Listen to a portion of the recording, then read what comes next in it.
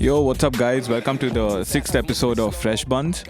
And I would really like it if you guys follow, subscribe to our Spotify and our Instagram and our YouTube, because since the past few days our Instagram page has been popping a lot.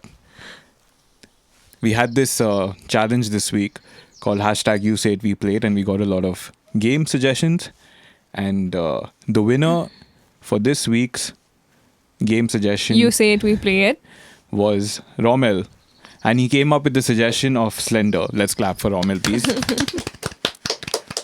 Actually, we had quite a few suggestions this week. Same like last week. We had quite a few suggestions this week. And the top three were Age of Empires. That suggestion was by Pranav. Pranav. Yeah. The Last of Us was by Soumya. And Slender Man was by Rommel. Yeah, and we decided to make our guest play Slender this time because a survival horror genre is something that we haven't really tapped into. Yeah. And we thought it would be a nice experience. game. Yeah. Yep. Did you like it? Did you like playing it? Yeah, it was quite fun, even though I was quite pointless for a while. Yeah, we were just roaming around, but that you'll see in the gameplay we were trying to figure out. But guys, did you hear that? You heard the third voice, right? You heard the third voice, right? That is our guest for today's episode. Let's clap for John. So yeah, we have John here today with us. And we're very excited for this episode, and you'll see exactly why. You thought Oprah's interview of Meghan and Harry was like, controversial. Guys, you don't know what's coming at you, honestly.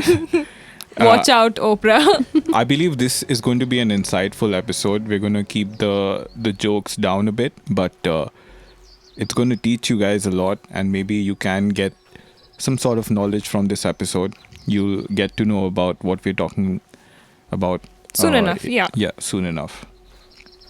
So yeah, over to you, John. Just like, hi. I thought you guys would ask me some questions. So I've known John since a while now. Quite a while. And John has... Okay, just let me tell you guys this. We should mention it. But because we want to preserve John's privacy, her alias is going to remain as John. We do not want to get disclose the name. Her actual name out. Yeah. Yes, because the contents of this podcast can get a bit heavy. So, yeah. So, John, what is it that you're going to be telling us for this episode?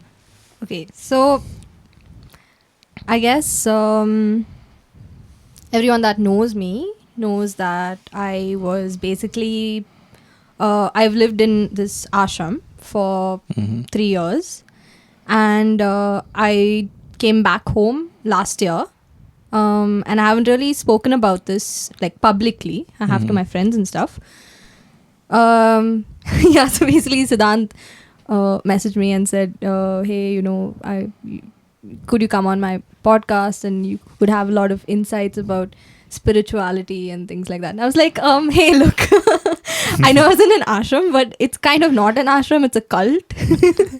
Yeah, I heard the C word and I was like... He was like, oh shit. Oh shit. Spooky word, not to go there. Yeah. It was crazy, yeah. But I don't know where to start, honestly. Okay. I guess that's why we are the hosts, Yeah. right? Yeah, so yeah. we should... Okay, so we're how so useless did at a job, honestly. we have one job. Yeah, so how did you get to know about the cult? What made you go to the ashram? Yeah. Okay, so I've been a follower. Okay, so basically this is Nityananda's ashram, right? Yeah. And so I had been his follower since I was about 11 years old. Oh, wow. Yeah. Oh, since you were a small kid. Yeah, then. since I was a kid. My mom got introduced to it by a friend, and then we would just go for meditation programs over the weekend and whatnot. And his ashram is in Bangalore. So it was pretty easy for us to go there all the time. So summers, weekends, all that stuff. And I was pretty young, so I never questioned any of this. I never really thought about whether it's real, not real, true, not true. And at that point of time, there was nothing in the media about him either. So we just kind of went with it. So he was just at that point of time, he was just coming up. He was just coming up, yeah. And he was pretty popular. If you would go to his ashram on, like, say, Shivratri or one of those days. Oh, today's Shivratri. Shivratri, yeah. Funny. So if you went to his ashram on any of these days, there would be like at least 10,000 people there. Oh, you cannot even walk. It's Wow. like a sea of people. So what? Is he like a god man, or does he? How would he describe himself? Yeah. At that point of time, he just described himself as an enlightened master. He was very zen about things. I'm just here to teach you guys things, take you to a place, kind of thing. So like just another person preaching. Yeah. Okay. I mean, he didn't consider himself like a normal human being even then. Okay. He said, I'm enlightened and I have powers and I have this and that and Okay. whatever. But he wasn't the way he is now at all. Very different. And he was very young back then. I mean, he was like barely 30 something. Okay. So it was just meditation. Yeah. And like very preaching. mainstream spirituality, meditation, and very Zen teachings, that kind of stuff. Now, over the past few years, he's straight up, like, I am Shiva and I'm here to save the world, and Hinduism is declining and dying and it's an And endangered. I'm the savior. And I'm the savior. And he calls himself the Pope of Hinduism, which is hilarious. The Pope of And now he wants to like found a nation, which is like he wants to get an island, and he wants all like Hindus to go there. outcast Hindus to find a home there. Okay. I mean, it's Oh, not like, I don't know what he thinks he's like. I think I know why he calls himself the Pope and why he wants his own country, because he saw the Pope and he was like, Yeah. oh, this guy has Vatican City. What do I have? I also want. Okay. Yeah. So when you were a kid, your parents were into it, right? Yeah. And when you were a kid, did you disown the knowledge that was given to you at that point of time, or only when you realized it later when you grew up? The knowledge from him? Yeah, the knowledge from him, because I happen to also have gone. I think it's a regular Indian household thing Yeah. to actually follow gurus and go to an ashram men and yeah. women of God and stuff. So when I was a kid, I used to actually bring my Game Boy Advance, in the sense my handheld console, into the ashram and play, because I didn't really give a shit, because I couldn't understand. I was too young. Yeah. Later on, maybe yes, a Yeah. little bit. I think it was the same for me. At that point of time, at 11, I didn't understand anything. I just kind of went there because I went there. I made friends there Okay. of other, like other kids. And so I would just look forward to seeing them. It was Okay. like that. But I think by the time I was maybe 14, 15, like I started understanding the teachings and stuff, which honestly are good. Not to give credit to him, he kind of just steals it from wherever he wants and just talks about it. It's mainstream spiritual stuff. Oh, we are consciousness, we are more than this body, blah blah blah. The usual stuff. Right. Which made sense to me. Right. And as a 15-year-old, I really felt like I had my shit together because of that. Okay. And that continued. And the problem is that when you're a teenager who's into something like this, there's always going to be like friends asking you like why, or like people making fun of you. Yeah, of course. Yeah. And that defiance kind of made me more like believe it more, if that makes sense. Yeah. Like there is someone who's telling me there is more to me, or just like this. Like you're on a different level as compared to the others. You believe that, and you just hold on to that when people are making fun of you. Exactly. And when you're into that kind of stuff, you kind of also feel like you can't relate to people in a way. You just feel like everything is futile. Yeah. And I think I went through that for a bit. And I mean, it's not like I was not involved in life, or, I went to college, I did normal college things and whatever. But I also followed a few things very staunchly. Like, I didn't drink. I think the first time I had a drink was in Masters, which is very unusual So for which our is generation. a few years back. Few years back, Okay. yeah. So, yeah, those things kind of made me feel like I was part of something more than whatever else is going on in the world, right? Right. And that continued for a while. Once I got to Masters, I was kind of like looking in the other direction, saying, okay, I can't keep doing this. Okay, now here's another thing. So since I was 11, right? So Nityananda, crazy. Like, he has a crazy memory of knowing people, knowing you, who are your parents, what do they do, what are your interests, what are you looking for in life. I mean, he can have 10,000 devotees, but he knows all of them. He's like a database in himself. Yeah. So he'll know. And that's a huge strength for him, because then each person feels like he's like some omnipotent being who knows me and sees me more than I see myself. So like he gives that It's feeling. safe to assume that he's highly intelligent. Oh yeah, for sure. I mean, I don't think you can pull off half the shit he's pulled off without being that intelligent. Interesting. And he's very clear about the kind of people he wants to recruit into being a sannyasi for him. Like, you know, people very well educated, from a good family, speak English really well. That's like super important to him. Speak English really well. Yeah, because I don't know, maybe that gives like the impression of intelligence or something to him. So yeah, a lot of his videos also are all in English only. When he talks about himself or the things that he's doing, all of it is in English. And he didn't know any English when he started out. Like, he's literally from a village in Tamil Nadu. And he learned it himself. He read books, he watched movies. He's a voracious reader, which is why a lot of times it sounds like he knows what he's saying. But he's just rephrasing things he's read. And if he had just let himself be that, like just said, you know, I'm a teacher, I read things and I want to teach it to you, it would have been fine. But that was obviously, you know, not enough for him. I forgot what I was saying. 15 years old, and after that you felt like your friends were not... Okay, So, and what I was saying is, so he kind of grooms everybody from a very young age into feeling like you need to take sannyas when you're older. So from when I was 11 and my sister would have been maybe 8 or 9, he's told both of us that. So what is this concept of sannyas to the people? So sannyas is basically monkhood.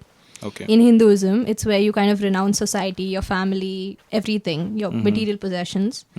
And you kind of go out into like a forest or a hill, just kind of seclude yourself and just spend your time, all your time, just contemplating on what life is and what you are, who you are. Okay. And that is supposed to be a very powerful path to get enlightened. Okay. Yeah. So his teachings are all about that, like getting enlightened. And he wanted you and your sister to attain sannyasi. Yeah. Or sannyas. Yeah. But he will never tell you go be a sannyasi by yourself in Rishikesh. He'll be like, come join my ashram and be my sannyasi. Oh, so work under you. Yeah. So all of this is only your mom and you used to go, or also your dad, or is it only not my dad? So my mom, my sister and I used to go. Okay. My dad was like not into it at all. And in the ashram, were there a lot of men as well who were like his followers? Or quite a few men. Quite a few men. It's like pretty equally divided. And he would encourage men also to take sannyas. Everybody. Yeah, everybody possible. Like he just wants the whole world to come take sannyas because that's free labor for him. Okay. Right. And you know, people are pretty qualified, have a lot of expertise in so many things. He wants that, so he can use it to his advantage. I think it's a way of actually documenting or actually proving that you have this sort of knowledge, but people who think otherwise or have scientific knowledge on certain things, they also approve of the knowledge that you have. Yeah. So exactly. And that was his big thing, you know. He would always, like, in press conferences and stuff, he would say, like, you know, look at the people around me. Like, this woman is a doctor for the past, like, 15 years. Why does she believe in me? Why does she believe in Basically me? giving him validation, right? Yeah. And that actually validated it for the rest of us there also. Right. Like I was telling you, right? Like, I would look at the people around me and they're all completely logical, sane, educated people. So if they believe in him, why not me? There has to be something to it. Yeah. Right? Okay. It can't be a lie. So you said when you lived in his ashram for 3 years. Yeah. So this is the ashram in Bangalore itself. In Bangalore. Okay. So I didn't live in the Bangalore ashram for the entirety of 3 years. Okay. I lived in the Bangalore. So I finished my masters. Right after during my masters, I kind of stopped going to the ashram. Also, I mean, one, I was not in Bangalore. I was in Manipal. Okay. And secondly, I just kind of was not feeling it at that point of time. I was like, I don't know, I don't want to do this. I was just feeling kind of out of it. So I kind of avoided the whole ashram thing. And then after my masters got over, I went there and then he was like, oh, I haven't seen you in so many years. Why haven't you come? All that stuff. And just like put a lot of guilt into me about this whole, like, he's like, okay, you finished your masters now, come take sannyas, it's time. What are you doing out there? What's there? It's just a rat race. Everybody's in the same, stuck in the same loop. You're And not going to achieve anything. He was having these conversations with you, generally telling people, or No, Or an one-on-one individual one-on-one conversation? with me. Okay. So we know each other personally because he's seen me for so many years. Exactly. And he has that. He has a personal relationship with so Everyone. many people. Yeah. Mhm. So it's not a big thing for him. Right. So yeah, he said, it's time, you're meant to be. And he kind of, because he gives off this omnipotent vibe, Mhm. kind of, he's like, I know what your life is supposed to be, and this is why you're even here, and all that stuff. Mhm. So I had like I was already in the middle of an existential crisis of like, what is life? Yeah. Like you work, you study, you work, you get married, you die. Mhm. Like, what is the point?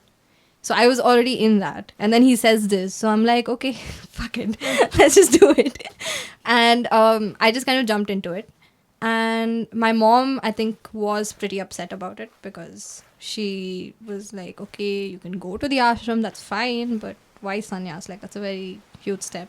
But I was just in a very defiant mood at the time.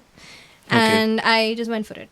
What were the first okay, so you already know the people there since you've been privy to the whole thing for a long time, but what were the first few days in the ashram like?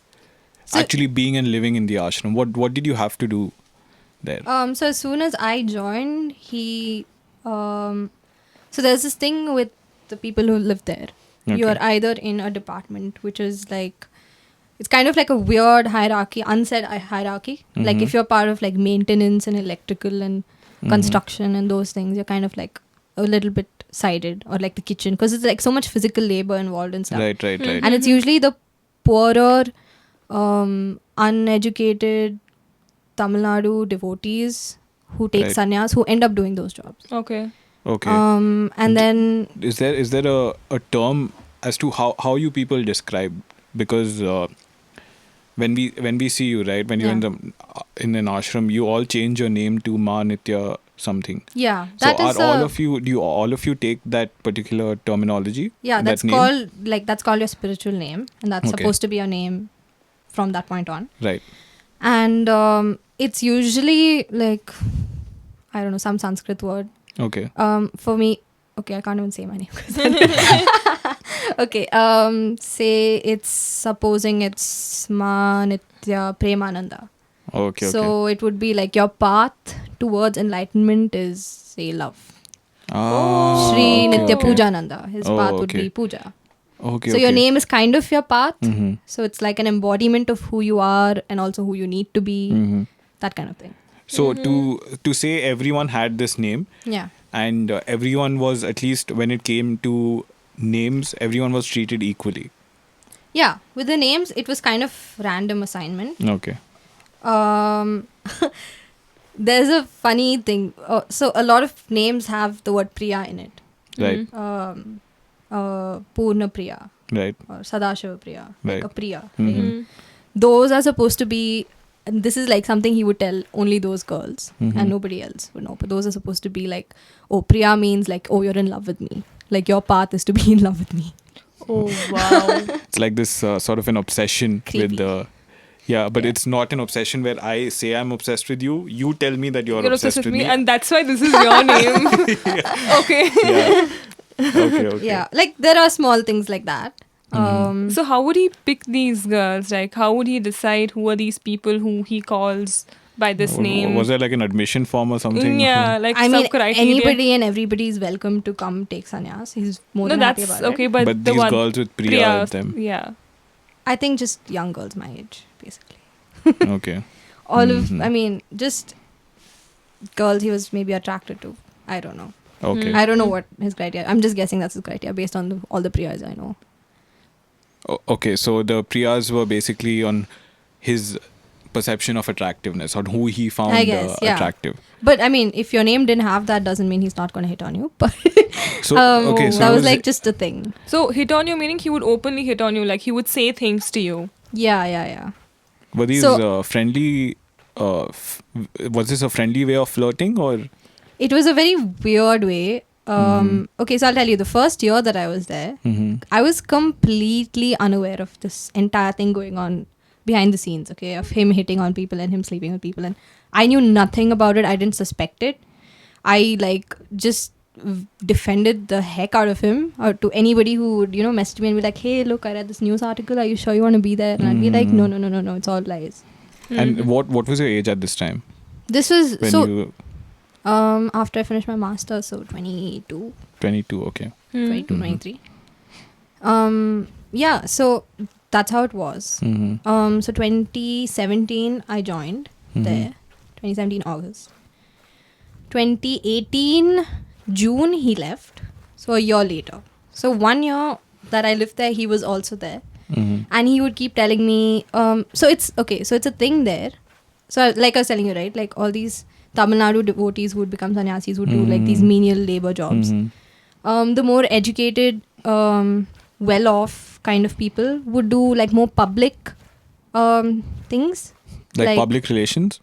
Kind of, like in the programs department. So where you actually meet new people, social media, relations. publications. Okay, I should not say that. Anyway, so some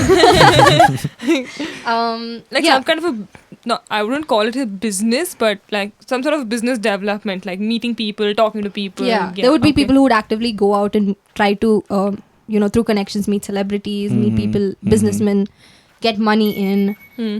So those people would do that. Right? And then there would be a bunch of people who would be in his team, which is the people who take care of him. So he claims that his body is very sensitive, needs a lot of care because it's holding in too much energy. And so he needs to have a special diet, a special amount of sleep or no sleep sometimes. Like he was very crazy about that. And lots of like crazy care. Right? And so there would be like 10 people, 15 people, like just in charge of looking after his life. Was there a therapist in this team? Because I think you really needed one therapist also. I think he's beyond a therapist at this point. Maybe when Seriously. he was a kid. But Also, guys, I wanted to interrupt and tell you that John is also has studied psychology. So John has a lot of information and knowledge based on psychological subjects and everything, and he is on their way to studying masters in psychology. yeah. So if I'm to understand right, it was like the ashram is his universe and he is the center of the universe. Pretty much, yeah. So everything that happens is either Around to him. serve him Yeah. or support his Serve his ideologies. purpose, yeah. Everything. Yeah. So, and like you said, 10 people, 15 people just for his service. Yeah, for his service. Okay. And these 10, 15 people, like a few of them would be like, say, our mom's age. Okay. Be that cook for him and like cook his food and stuff. But everyone else was like just young girls between the age of, say, 22. All girls. All girls. Where was the male? What was the male factory Actually, producing? okay. It was all girls, but Okay. he was very open to having boys as a part of it also because he is bisexual. And That's his orientation? Yeah. Okay. His theory and what he teaches all his devotees, like out in public, you can even find it on his YouTube videos, is that all of humanity is bisexual. And we are just in denial about it if we don't accept that. Oh. And I think that ties in very well to his purpose of abusing people. I need to go on Grindr then and check. His profile out. Yeah, if it's right or not. But Well, his ashram is basically his own version of Tinder where everyone swipes right Right. Yeah. to him all the time. So, Wow. yeah. I'm And surprised he doesn't have a dating app actually, or does he? he actually had an idea to make a matrimonial site Okay. where he could like Find matches for himself. not for himself but for the devotees amongst each other. But he wanted them to take sannyas, so why would he want them to have like a matrimonial website? So here's another thing. Like he didn't just abuse sannyasis. He abused like married men and women also. abuse in the sense? So what he would do is so this is the way I experienced it the first time, right? Okay. So a year has gone by. He's left the country.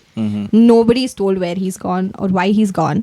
And we he were had all left the country. This was June. during this year, June last year. 2018. 2018. 2018. Okay. Yeah. So wait, Okay. just to get the timeline right, you Yeah. said you were with him for 3 years, right? Yeah. The ashram for 3 So years. 2017 to 2020. So in the 1 year, only you were in the ashram and he was also in the ashram. The Yeah. other 2 years He was not there because he fled. Yeah. Okay.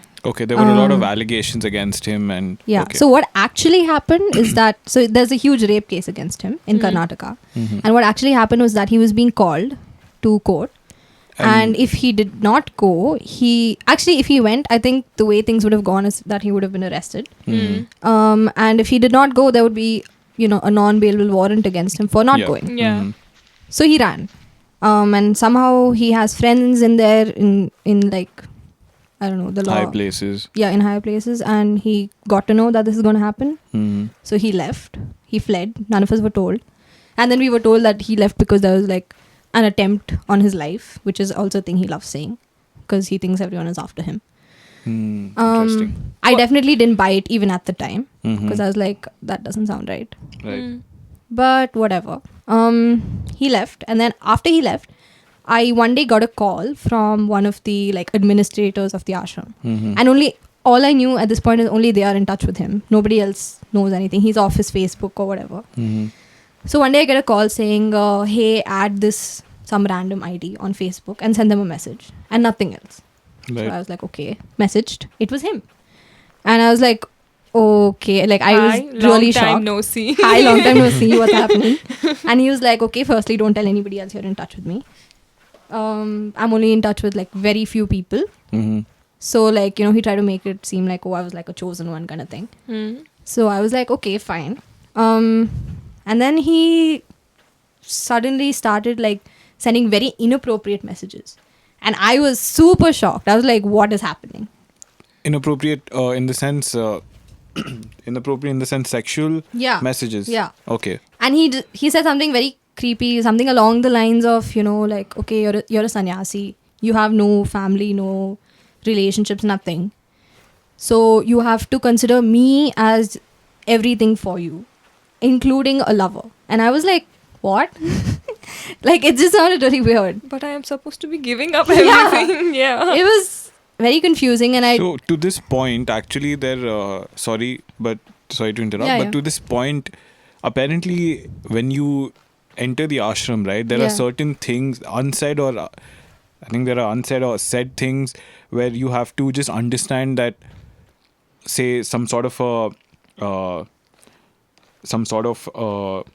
a sexual advance will take place with you from him, and you cannot do anything about it. Is that true? no, I don't think when you enter the ashram, you're told anything about it. But Okay. over time, if he wants that with you, then yeah, it is like that. You And are it not becomes supposed to say completely no. non-consensual. I wouldn't. Okay, so here is where the definition of giving your consent comes in.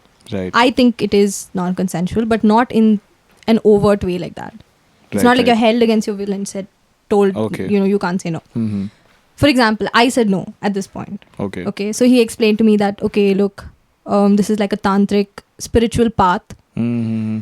This is the path that Devi followed when Shiva was like giving her enlightenment. Mm-hmm. So yeah, it's just another path like every other. And he tried to go very like have like a feminist angle against it, saying that society has like put so much shame about sex into all of you that you don't understand it anymore. So I can't openly talk about this, but it is a thing. Mm-hmm. And I was like, fine, I'm okay with that logic, just I don't want it. I don't want this is Okay. not a path that I want. Mm-hmm. I don't care if it's wrong for me, I don't want it, because I was just so horrified. And So at this point, when you say no, does it become so will he just ask you to leave? Is consenting to him a prerequisite to continue to living in the ashram? no, it's No. not. So Okay. he at first said, yeah, okay, fine, that's fine. But then after that tried to put so much guilt into me about it. Guilt Like, into you through Facebook messaging itself. yeah, Oh wow. saying you will never get enlightenment, you're not fulfilling your life's purpose by saying no, and let me tell you, once the door is closed, it's never going to open again, so you better think about it. That's such bullshit. Yeah, like crazy guilt. And I thankfully stood my ground and said, like, that's fine. It's fine. I don't want to be enlightened. It's fine. I don't want No, this. so what were your... Okay, you're not... Okay, not supposed to speak about it. But what about like your parents? Did you speak to them about it? You're not Or- even allowed to speak to like another sannyasi about it. And once it started happening to me, I kind of started paying more attention to other girls and noticing like they are constantly on their phones messaging somebody. Like we are not supposed to have friends. We don't message anybody. Huh. And that's when I was like, okay, this has to be him. They're all messaging him.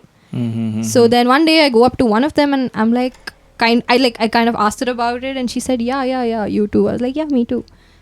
And that's when I realized like he's basically sexting all of these girls and boys that I came to know later. Oh my god. And they're all kind of going with it. And a lot of them come from, like traditional conservative backgrounds, would never do this, even with their husband, but have no choice but to do this. And here where it's like, it's not overtly saying that you don't have consent, but it is, because when you're there, all your survival in that place basically depends on your opinion of him. I mean, his opinion of you. Wow, And if you defy wow. him, then you're like giving that up. That is actually a big statement, because imagine being in a place where if you're already in the place, right? You're already in that ecosystem, that environment, and there is somebody in the middle, and you have to make sure that that person doesn't catch your eye in any bad way, because already you cannot escape it. And secondly, if you try to, or if you try going against that person, you don't know the repercussions of it either. Oh, against is like you are screwed. Okay, you cannot say a word against him. And also you're so brainwashed that you never do. Yeah, You never exactly. do. You've reached a level where it's too hard to even take a step back. Yeah. Right? And not accepting all of what he says Mm-hmm. means that you're giving up all of your beliefs. For me, this is my belief since I was 11. Mm-hmm. It's a lot, and you don't do it. It's too difficult to do, and you don't do it. And that's the reason I didn't for so many. So it's 1 year in, right? Mm-hmm. I lived there for 2 more years after knowing this. But you weren't in proximity with him, physical proximity. Yeah, and I am so glad, because if I was, then I don't know what would have happened. But Right. I thankfully was not, and thankfully he only approached me after he left. Mm-hmm. Yeah. When I think back now, he gave a lot of hints even before when he was there. I was just too daft to catch it, because I did not honestly think that was possible. Because it's safe to say you didn't see as him. You just saw him as a spiritual leader. Yeah, I never and a saw him religious in leader. that light. Yeah. Right. Mhm. And when all this happened, I kind of realized that everything every newspaper has said about him ever is true. Like, Really? shit, it's true. Those weren't just rumors that. No. And you know what? It was so funny that because while this was happening, Mhm. I was put into something called the legal department, which Right. handles all of the the legal cases against him, but also the social media attacks on him and things like that, Mhm. or like newspaper articles about him, anything of Mhm. that sort, right? So at this point of time, I was in some project where I had to collect all of the newspaper articles about him since 2010. Mhm. So this is happening, and at the same time I'm reading all of that, and I was like, shit, it's all true. Shit, man, that's like my job as a criminal lawyer. I have to read about the shit that that's been pulled off, but at the same time, it's all true. You can't. Yeah. You can't, And then you yeah. just make up this mindset where you have to defend, because Yeah. that becomes your job essentially, right? Yeah. Yeah. And you're in the same situation Yeah. where you're put in this project, and You have to think of ways to defy all of what they've Exactly, said, but you know exactly. it's true. But you just turn a blind eye to it, because Pretty much, yeah. you take your project on a much more. You give it more priority. Yeah, Mhm. yeah. No, but this would have required so much, belief in what he is and what he, because when you know, It is crazy belief. When I yeah, think about because it now. if you have to defend all of these allegations in the back of your head, oh my god, this might actually be happening. Yeah. But to stand your ground and say that, okay, no, I will defend him. I Yeah. am a part of this ashram. I Yeah. do follow him. Yeah. So that becomes very difficult, especially Yeah. as a 22, 23-year-old. You don't know how to make that difference, what to do, what not to do. And plus, you're not even allowed to talk to your parents, Yeah. right?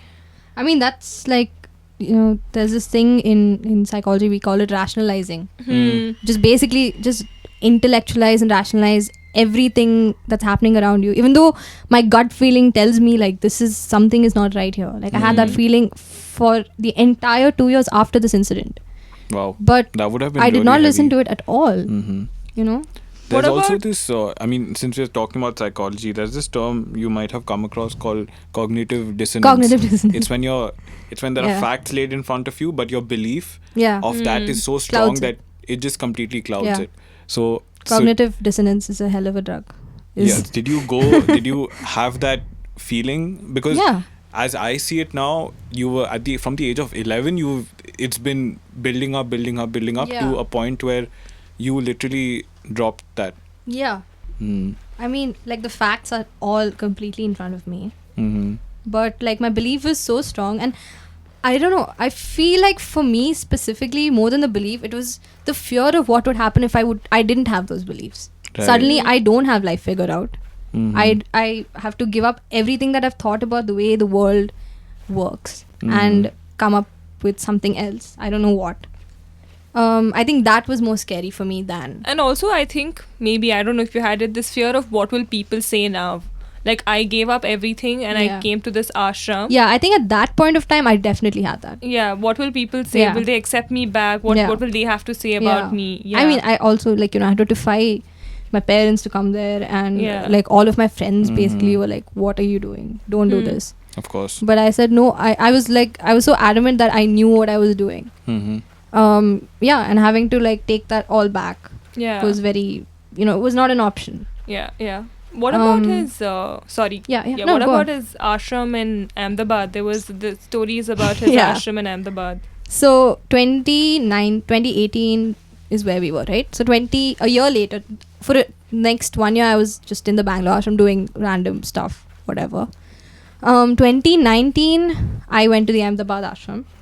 Okay. And I was there, and it was supposed to be like an all girls ashram, so only Oh. women. Yeah. And then after that, so I was in Gujarat, and it was like basically the reason he sent everybody to Gujarat was because Gujarat is like known to have a lot of very wealthy businessmen. So he kind of wanted us to tap into that market and get these people to donate to But his cause. How did you figure out this intention of his? Because a year ago, a few people from Gujarat had come to one of his ashrams in Right. Bangalore for a program. So these people were like, okay, you know what? They kind of had bought into the entire thing, and they said, we'll help you set up over there, and we'll get you contacts. And these were people with crazy contacts there. Right. Super rich people, right? So they said yeah, and then a few people went, and then eventually, like, everybody was sent there. All the girls were sent there. And he's like super paranoid about women and men sannyasis like even talking to each other. Like, we had a rule, we could not talk to the men. So if you wanted some sort of a communication, you had to go through him. yeah, like there were a few people, like 3-4 people who we could go through them. Right. And so yeah, we were absolutely not allowed to interact with the opposite gender. And then he made it like Gujarat ashram is for girls, and then he has another ashram in Madurai. So Madurai ashram is for the boys. So there were only physical women separation. in Gujarat ashram. Yeah, other than I think maybe 2-3 men who were there, who had to be there for some work. But even they were like married men. So basically, when you were in Bangalore, one random day they just told you guys that okay, we'll be shifting base to Ahmedabad. So the Bangalore ashram still existed, or you just So Bangalore ashram existed, still Okay. exists. Okay. Gujarat ashram was like a newly created thing, so there were like people being moved there to kind of set things up and all that, and they were given a building and given some space to live and all that stuff. And then like I'm sure like you've seen in the papers and stuff, there's like a huge hullabaloo in Gujarat, like this parent of this man who has 4 kids, Yeah. Right. all of who were in the Gurukul, basically found out about a lot of stuff. And then when he started saying, I want my kids back home, Nityananda basically said, like, refused, tried all sorts of things to make sure that he's not able to take his kids home. So he basically got the cops to the gate of the ashram and tried to get them back. And then 2 of his kids out of the 4 are minors, so they had to be sent back with him. Right. But the 2 who were not minors, They won't let go. were not let go. Against their will, they were kept there. No. Or they wanted to. Not exactly against their will. I'm sure that's not the way they would have handled the situation, but they're also like pretty brainwashed and said, we don't want to come with you. That's that's the most trickiest part, because in your head something else is going on, Yeah. and The fact that it's not overt, it's not like Exactly. explicit non-consent, Exactly. but it is non-consent. it's manipulation of It's sorts, manipulation. right? And you spoke of this Gurukul. There's apparently been many allegations where apparently kids are put into this small space where they're led to starve and they cannot go out of the space. That's honestly like one of the worst parts of this entire thing, is that those kids are not given an education, Mm-hmm. right? There are kids who are 10, 11 years old who cannot read. They can barely read. Mm-hmm. Kids are not given proper nutrition, proper food. Mhm. When I lived in Gujarat, I went a year without any proper vegetables. Fruits is like, forget it. I anyway know I'm not going to get it. But no proper vegetables. But why? does that Why mean? was it He like does not, because once he's like fled the country, right? It's very difficult for him to access his money, all of which is in India. If he does, then they can track him. So money was very tight for him. And he had to find like all sorts of ways to get that money from India to wherever he is. You guys knew he had fled the country by then, or were you under the impression that he's gone somewhere? I mean, I'm really not sure what everyone else thinks. Mhm. Maybe they buy his story of like, he was like escaping an assassination attempt or whatever. But I was pretty sure that it was Okay. because of the court case. Mhm. But see, even that I rationalize, because I'm like, if they put him in jail, then he can't do all the good that he's trying to do for the world, and he's thinking about the greater good and not about him going to jail, Mhm. which is not true. Mhm. So yeah, those kids are like, they're told like, manifest powers now, or until you are able to see with your third eye, you cannot sleep. Oh my god. And this shit doesn't exist, or at least it doesn't exist in whatever's going on there, right? Mm-hmm. So they would cheat and they would pretend like they're actually reading, where they would just like see through the eye bands that they would give them and stuff, just so that they can go pee or they can go sleep. My Oh god. shit. Huh. And then they finally exited. They found a gate and they were finally able to get out of it. Is that true? The kids? Yeah. No, the two of them who are not minors are basically now wherever he is with him.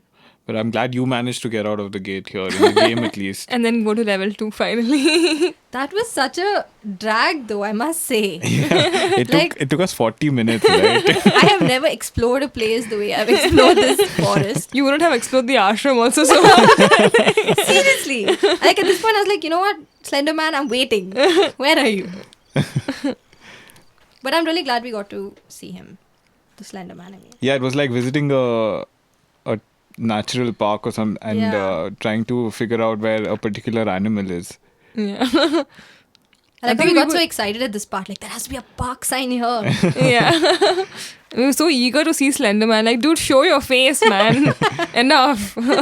Also, guys, we did not go to Google and watch the walkthrough of the game. No, we did not. We figured everything out Ourselves. ourselves. Totally figured Cheating? it What cheating? I mean, with the way we've played, it looks like we were trying to figure it out. But let me just tell you that even with Googling, this is how we play. Seriously, masters. I at told gaming. Sid not to Google. He was like, no, I must.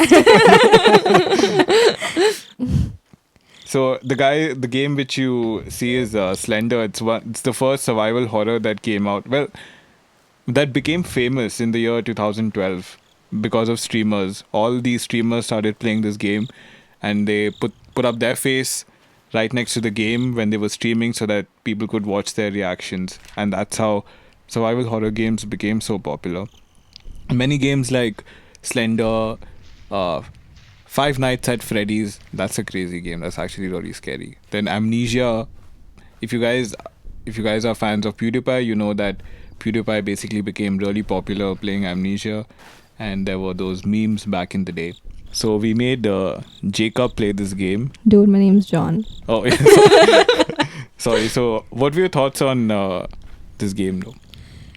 I think once we got to the second level, it was super fun. Oh my god, he's coming.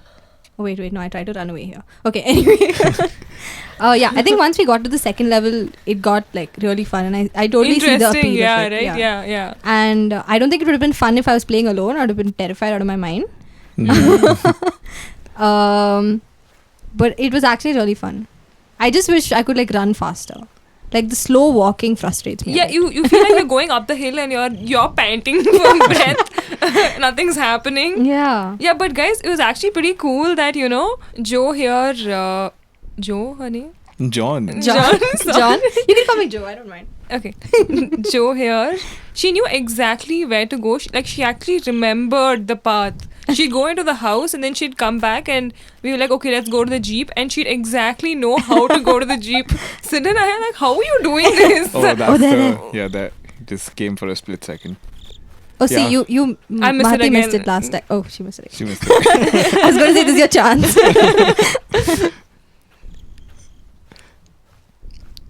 And we were That's just waiting working. for him. But yeah, I think the overall experience of playing this game was amazing. Yeah. Yeah. And, I think this is like a great game to play with friends. Yeah, exactly. Yeah. Maybe And- not alone. And we're all friends here playing the game, so I think it's a full circle there. I think at this point, we didn't run. We were just like, okay, just show, Just show us us your your face. We want to see who we are dealing with. Yeah. Did I collect the thing? The note or the... Yeah, you were more like, Yeah. fuck it, let him just collect it and then Yeah. let's see what happens. Now he gets mad. I gets mad. But there, you saw. Yeah. Yeah, it's like spotting a tiger. Why does he have a suit? I need to know like the lore. What's the backstory?